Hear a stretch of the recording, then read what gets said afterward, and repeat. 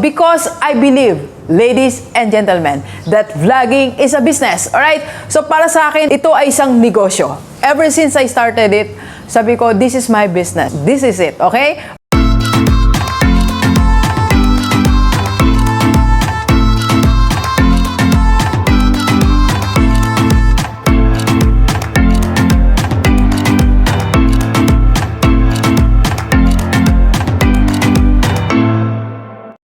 Positive Day, G-Livers. This is Dr. Gigi Disunga from I Can Change Project. Magandang umaga sa lahat ng mga G-Livers natin. And this is the first time po tayo mapanood sa aking YouTube channel. Thank you very much. Please subscribe. Click mo na po yan, Doc Gigi Disunga. And sa lahat ng mga gustong magpa-coach kay Doc, or if you want to start, advertise, or improve your business, just PM me sa aking personal FB. Nandiyan lang po sa paligid. Okay? Alright, so 5 reasons why vlogging is a new business. Sa lahat ng mga naniniwala na ang vlogging ay hindi negosyo, meron po akong ibang paniniwala. So, para sa akin, ever since, ang paniniwala ko, ang vlogging ay business. Alright? So, sa lahat ng mga gustong mag-start ng vlog at naisip mo, nagtatalo sa isipan mo, gagawin ko ba siyang negosyo o hindi? Itong vlog na to ay para sa'yo. Or kung ikaw may vlog ngayon, hindi mo siya tinitreat as business, so para sa'yo din to, okay? So sige, sama-sama tayo maglakbay. Ito naman ay personal opinion lang ni Doc, okay? Since I have my YouTube channel, Doc Gigi Disunga, ito po, for more than 3 years na. And now I'm still running 2 more YouTube channel, Negosyo Sari-Sari at IMG Rockstar. So tatlo na po yan. Actually, meron pang 2.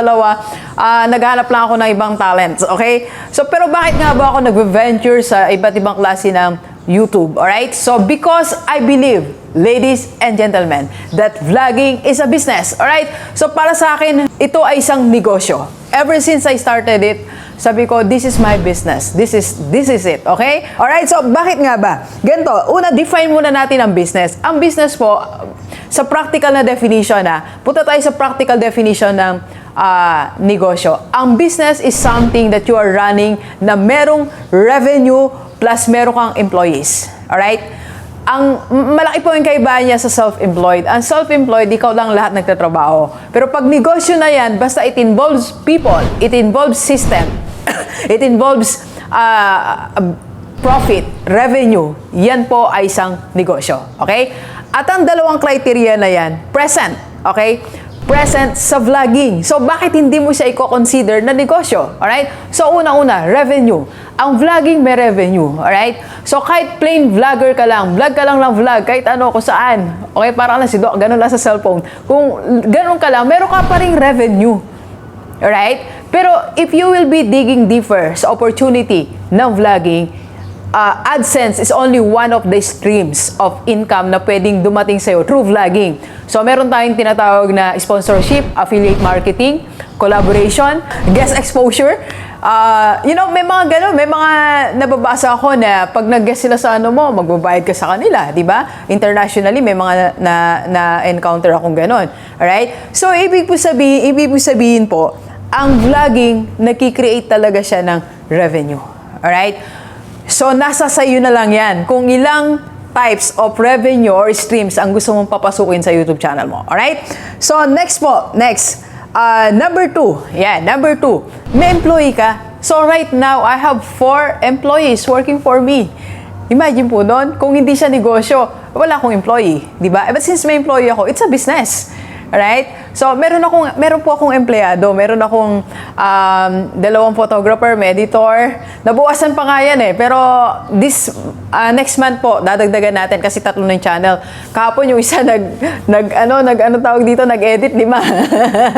Hindi kasi absent yung isa. Pero ibig sabihin po, I have 4 employees assisting me right now. Alright? So, imagine that, di ba?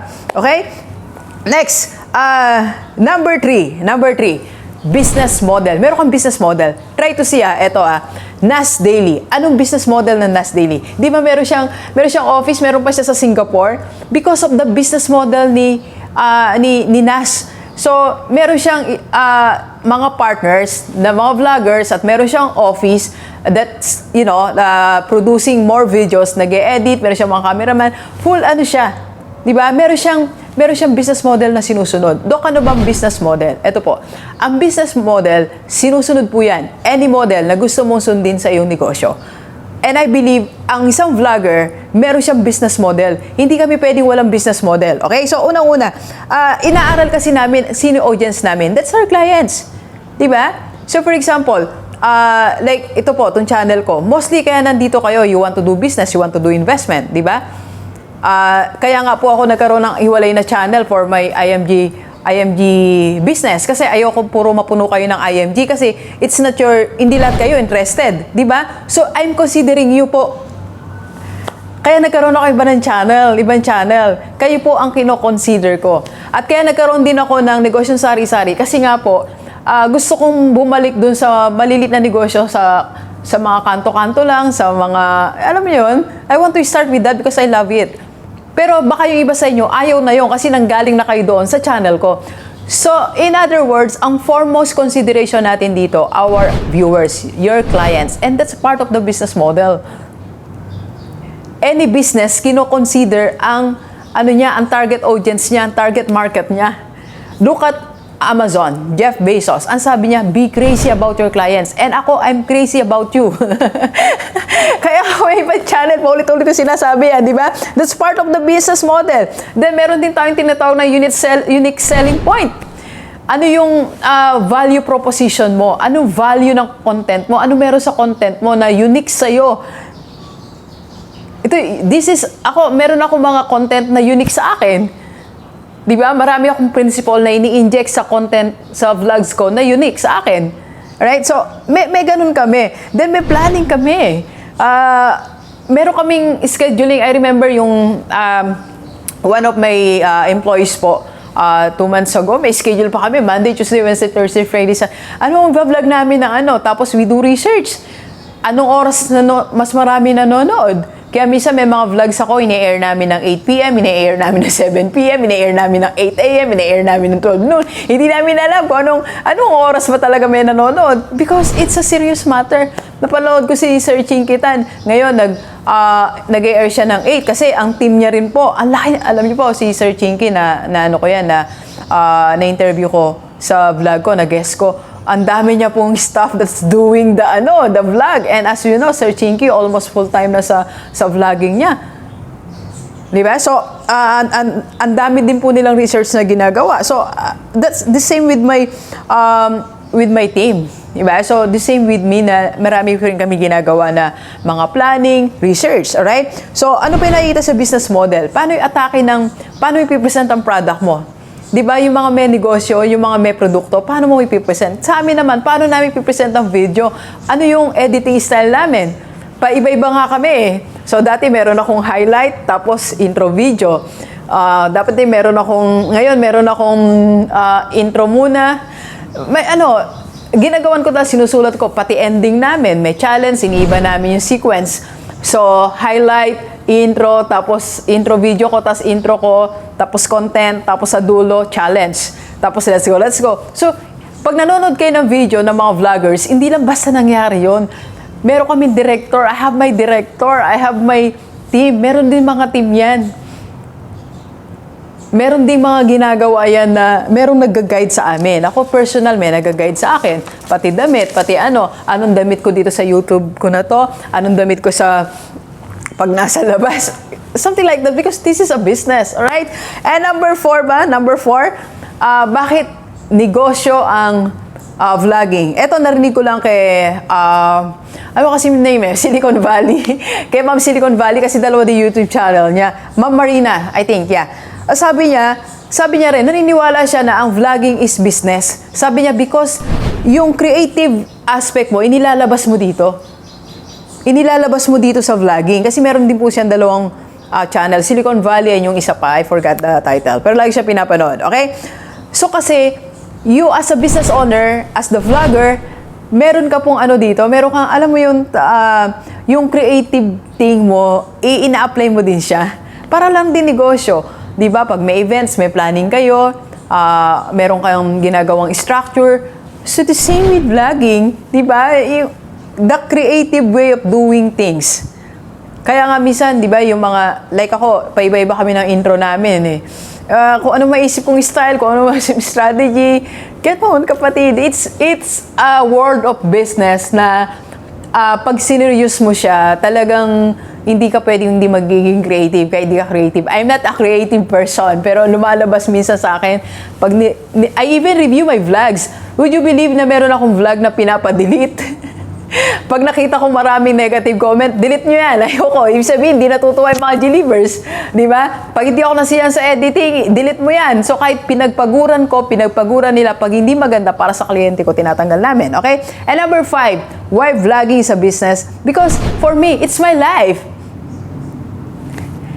Alam mo, ikaw at ang business, hindi mo paghiwalay. Ako at ang vlog, hindi mo ako makapaghiwalay. Kahit nilalagnat ako, kahit anong oras, nagbablog ako. Pagdating ko sa office, the first thing that I do is to vlog. Tapos, coffee, tapos may devotion ako dito.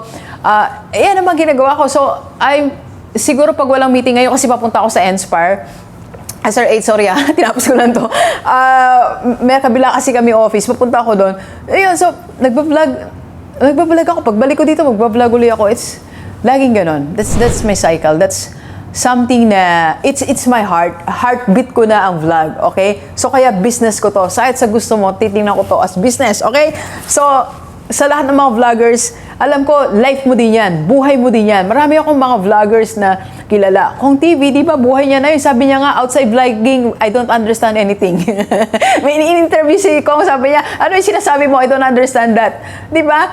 So maraming tao na ito na yung buhay nila. Mga artista, ito na uli naging buhay nila. Di ba? So, Gilivers, ang summary ngayon, ang challenge ko sa'yo, kung ayaw mo pang mag-vlog ka na because this is the start of the new thing, opportunity sa buhay mo. Mababago ang buhay mo, okay? So, yun. And it's a business. Parang naalala ko, sinabi din ni Ma'am Joyce. Ay, by the way, Ma'am Joyce, congrats ha. 100K subscribers na si Ma'am Joyce. Palakpakan natin. Yay! Please subscribe sa kanyang channel. Eh, dyan pakilagay yung YouTube channel ni Ma'am Joyce. Sabi niya rin, I remember one time sinabi niya na vlogging is also a business. Alam niyo, lahat ng nagsasabi na tao na vlogging is a business, yan yung mga taong minamahal talaga yung vlogging. Yan yung mga taong yung hininga nila vlogging.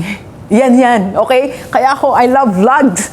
Kahit mamatay na si Doc, bago ako mamatay, magbablog ako. The day before, pag sinabi, taning ka na Doc, last day mo na ngayon. Sabi ko, wait Lord, magbablog pa ako. One more vlog, okay? Alright, so, seryosoy mo na yung vlogging and then start it, okay? Okay, so please share this video sa lahat maibigan natin. Kahit OFW, dito sa Pilipinas, para sama-sama tayong mabagot mula nating buhay. Thank you very much, Gilivers. Enjoy the rest of the day, yan. Let's go, let's go.